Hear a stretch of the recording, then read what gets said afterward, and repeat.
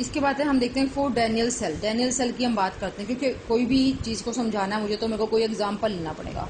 आपने Daniel cell को अच्छे से समझ लिया है अभी कि हम उसमें किन दो को रिडोक्स कपल हमारा क्या है, ठीक है, ये आपने पढ़ लिया। तो मैं इसलिए बार बार उसी का एग्जाम्पल ले रही हूँ, क्योंकि आपको अच्छे से वो ध्यान है और इसलिए समझ भी जल्दी आएगा।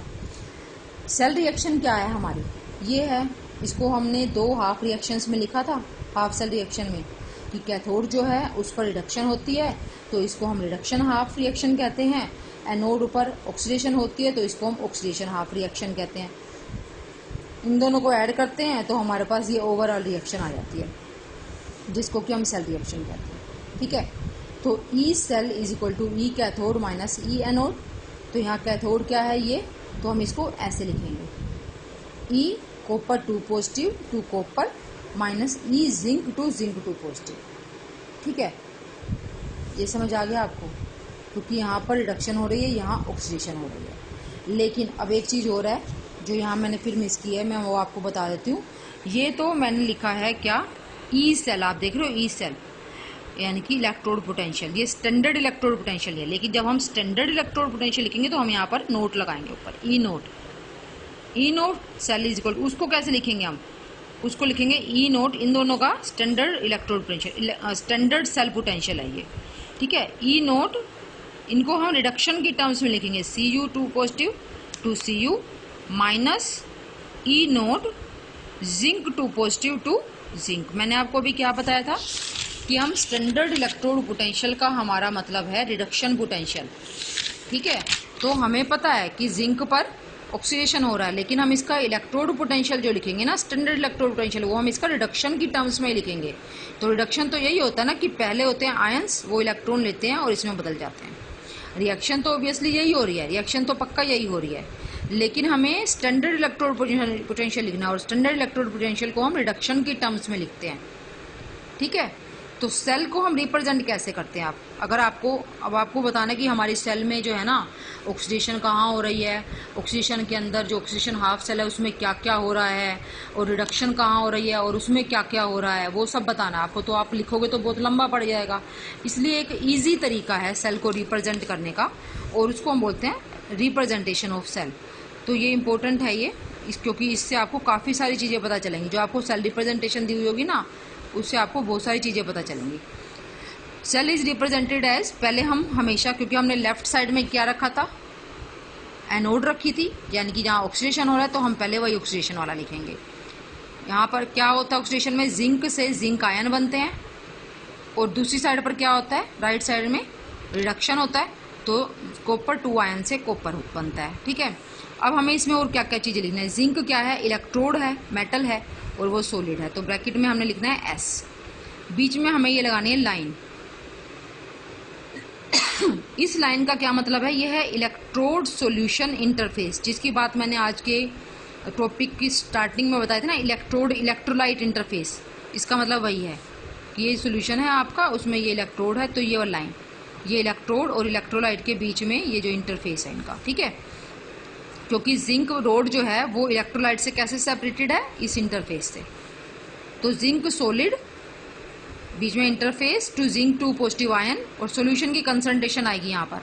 अब हमें नहीं पता सॉल्यूशन की कंसंट्रेशन क्या है, इसलिए मैंने यहाँ पर C1 लिख दिया।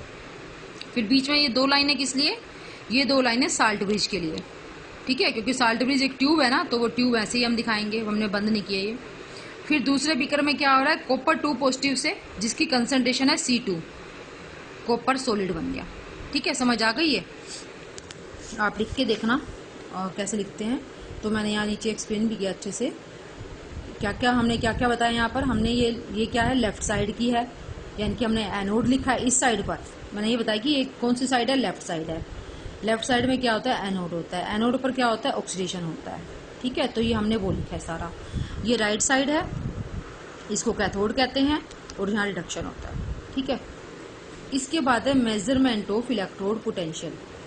अब आपने ये तो पढ़ लिया कि इलेक्ट्रोड पोटेंशियल क्या होता है, उससे हम सेल पोटेंशियल कैसे निकालते हैं, लेकिन इलेक्ट्रोड पोटेंशियल कहाँ से लाएंगे हम, उसका पता कैसे चलेगा।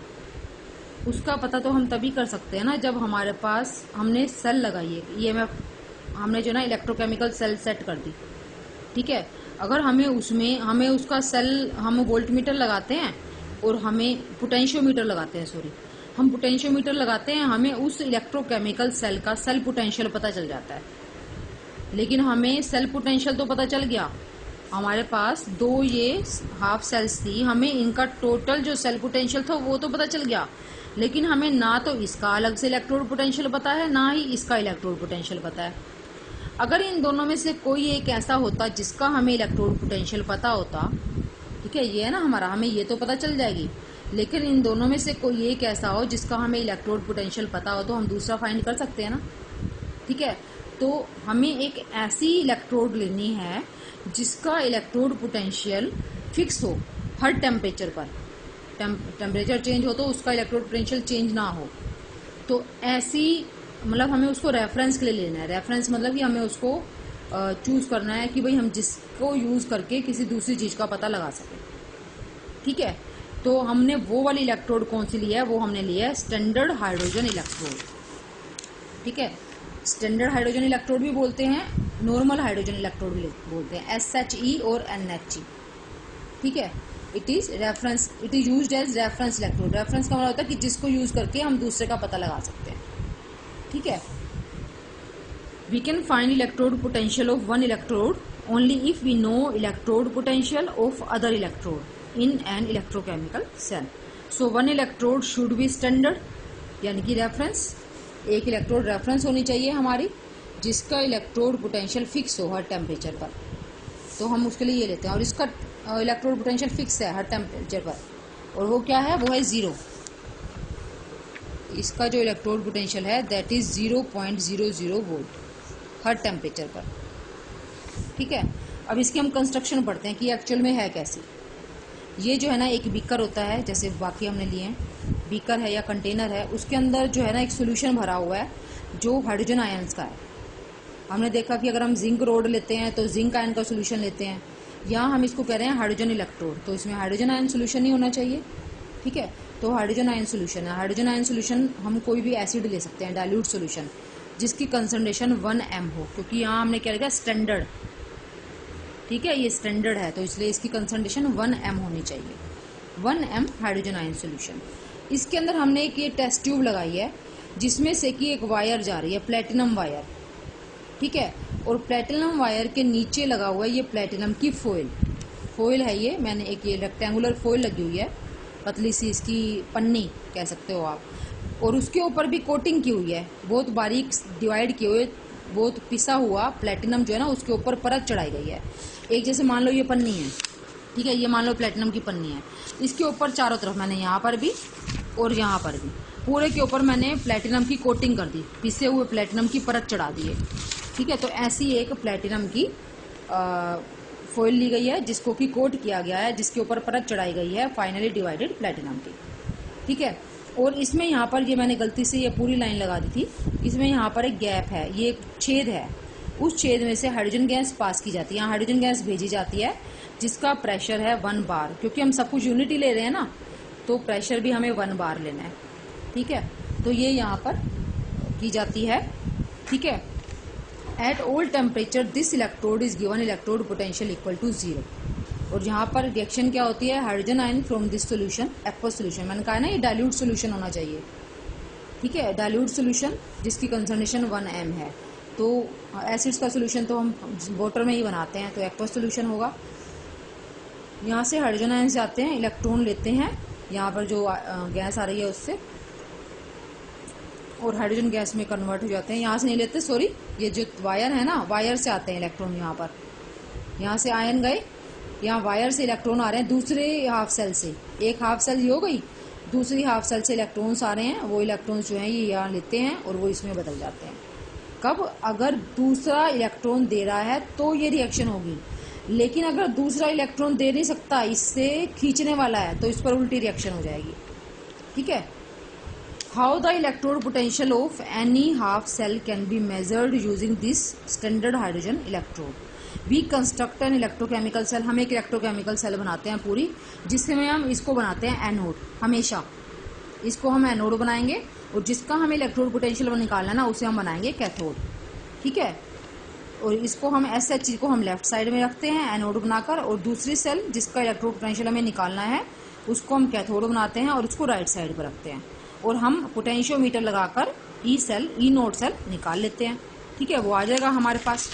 अब हमें पता है ई नोड सेल क्या होता है, ई नोड कैथोड माइनस ई नोड एनोड, लेकिन एनोड का तो हमें पता है 0 है। ठीक है, तो इसकी वैल्यू 0 रख देंगे, इसमें से माइनस करेंगे, तो इसका मतलब है कि जो ई नोड सेल होगा वही उस इलेक्ट्रोड का इलेक्ट्रोड पोटेंशियल होगा। ठीक है, in this way we can find standard electrode potential of a half cell.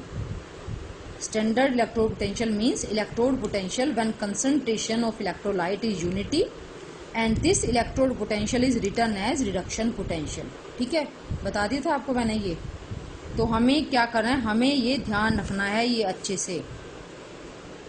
ठीक है, तो आगे नेक्स्ट जो वीडियो करवाऊंगी सेंड करूंगी उसमें बताऊंगी। वैसे चलो बाद में ही बताऊंगी, इसका यहाँ तक ही कर लेना आज आप।